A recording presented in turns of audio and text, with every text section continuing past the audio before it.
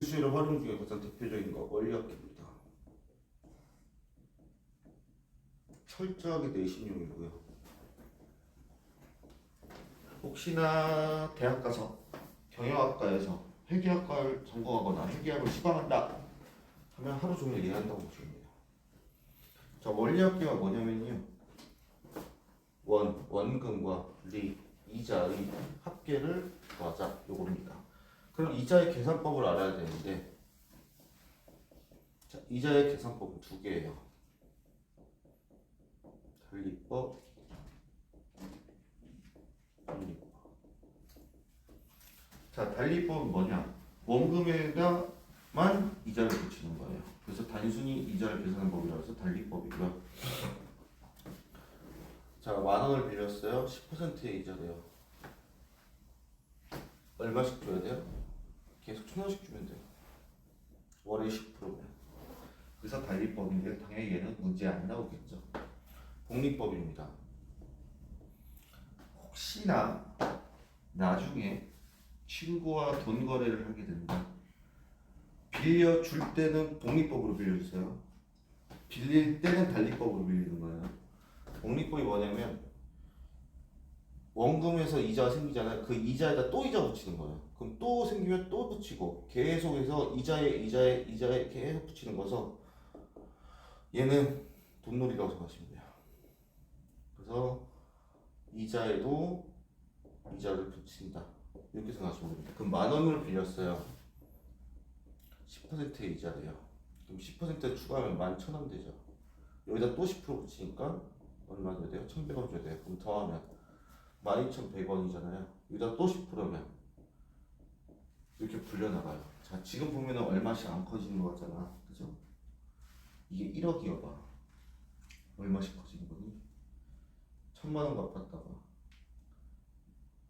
1,200만 원으로 들었다가 1,100으로 들었다가 1,200으로 들었다가 100만 원씩 늘더라고요. 그래서 복리법이 이자에 이자를 붙인 법이고, 우리는 쟤를 배울 겁니다. 복리법. 자, 복리법인데 포인트는 딱 두 개예요. 언제 빌리냐, 언제 갚냐. 요걸 잘 세야 됩니다. 그래서 일반적으로 원리학계 문제를 풀 때는요, 표를 그려서 풀어요. 자, 예를 들어서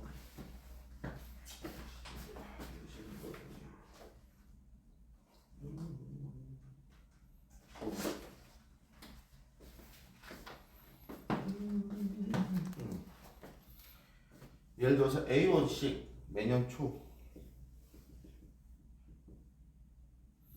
A1씩 연이율 R%래요. N년간 적립했대요. 그럼 N년 말에 원리학계를 구하래요. 그러면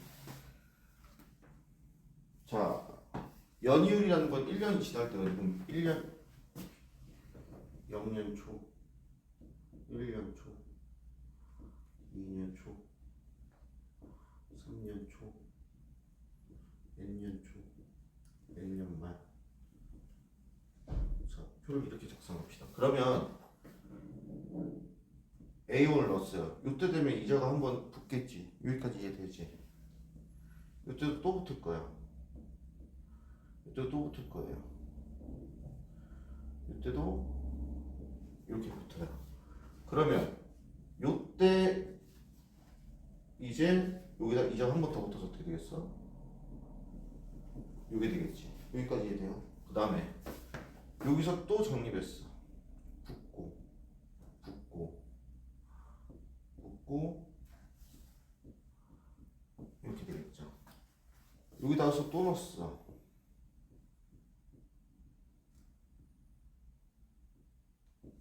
이렇게 되겠죠. 여기다가 넣었어요.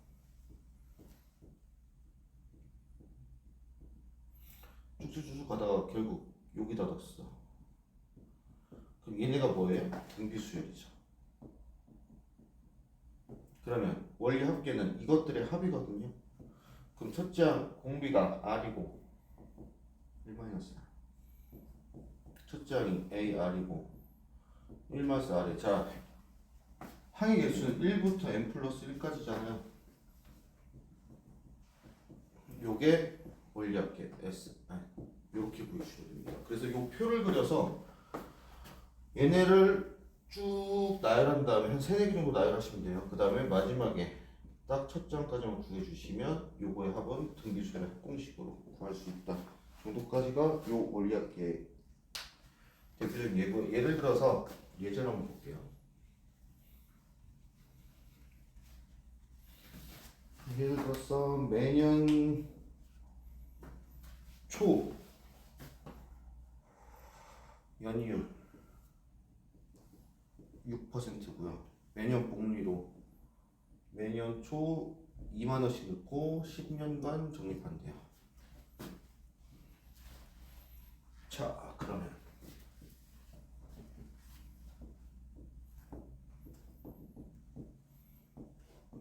자 봅시다. 그러면 1년 초라고 볼까? 1년, 2년 초, 3년 초, 4년 초, 5년 초, 10년 초, 10년 말 이렇게 돼 있어요.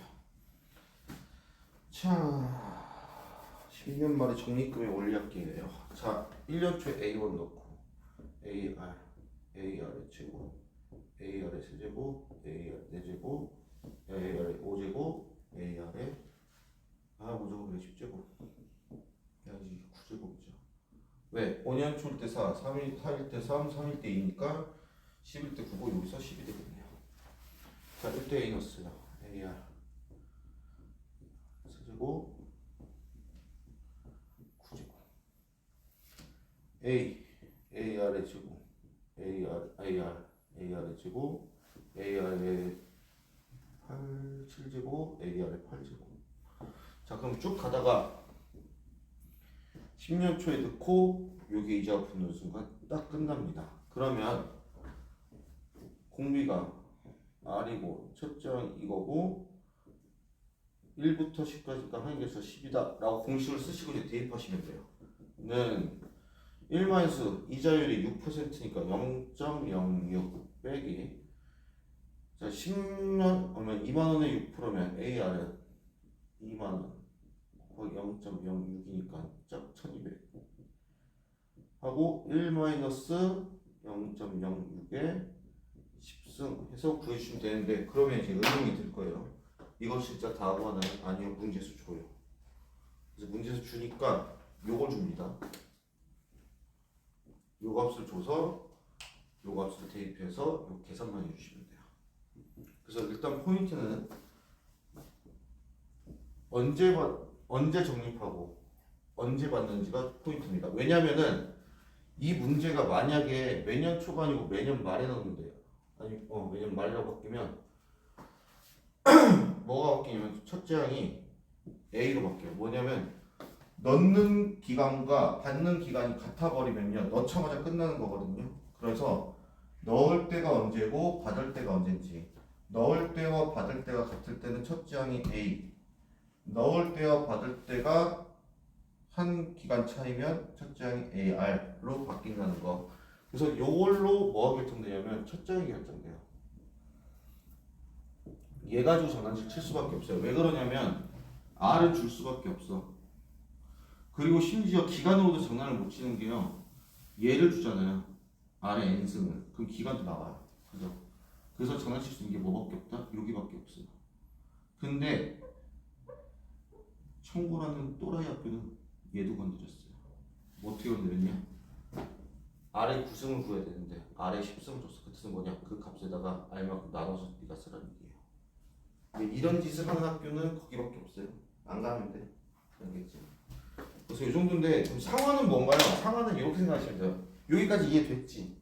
그지? 근데 올 하면 점점 작아지는 거 아니에요? R이 6%니까 0.06이잖아요. 그치? 돈이 점점 적어지는 거예요. 아니요. 이게 뭐라 그러지? 잠깐만.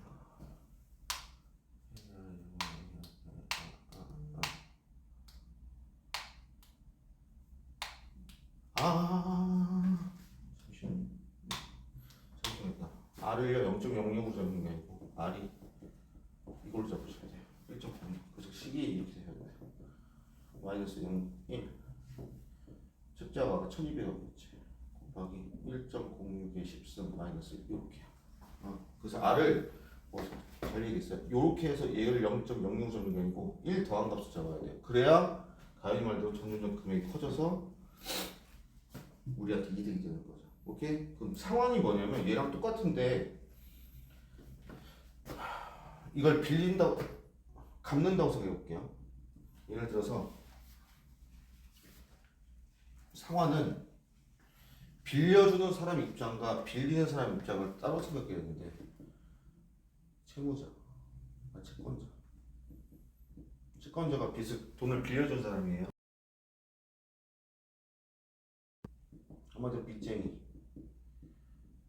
빌린 사람. 자, 채무자 입장에서 연초에 A만큼 만약에 10,000원을 빌려줬다 칩시다. 그럼 요거는 선생님께 알고 계셔야 돼요. 누군가에게 돈을 빌렸어, 그지? 그럼 갚을 때 그 사람 입장에서는 어떤 생각을 하냐면 내가 이 생돈 10,000원을 너한테 안 빌려주고 그냥 은행에 저금만 해놔도 이자가 붙겠죠, 그죠? 그럼 지금 이 이자를 포기하고 저걸 빌려준 거잖아. 그럼 빌린 사람 입장에서는 이 이자도 내 돈이 돼야 되는데라는 생각을 해요. 그럼 갚는 사람 입장에서는 여기서 딱 10,000원 주고 대치하고 땡 하면 이제 손절당하는 거야. 그 뜻은 알아서 이 이자까지 챙겨줘야 된다는 얘기야. 한마디로 채무자가 빚을 갚기 위해서 적립을 한다 생각하세요. 적립을 해서 그 적립금의 합계와 이 빌려준 사람의 돈이 계속 은행에 있었을 때의 그 이자까지 합친 값, 그게 두 개가 같아져야 돼요. 그게 상환이에요. 뭔지 알겠지? 그래서 상환이랑 적립이랑은 딱 하나 차이야. 이 빌려준 사람의 입장을 생각을 해서 이 원리합계와 이 적립금의 이자를 합한 금액이 같아지도록 하면 된다. 요렇게만 생각하시면 돼요. 알겠지? 이게 상환이에요. 그래서 다른 문제집 보시면 상환 문제도 거의 없거든요. 딱 정석만 있어요. 197쪽이 상환입니다. 그래서 여러분들이 나중에 일단은 196쪽을 익숙해져야 197쪽이 풀리는 거예요. 이건 풀어보시면 되시겠고, 그러면 오늘 일단 14장 연습 문제를 풀어보도록 합시다.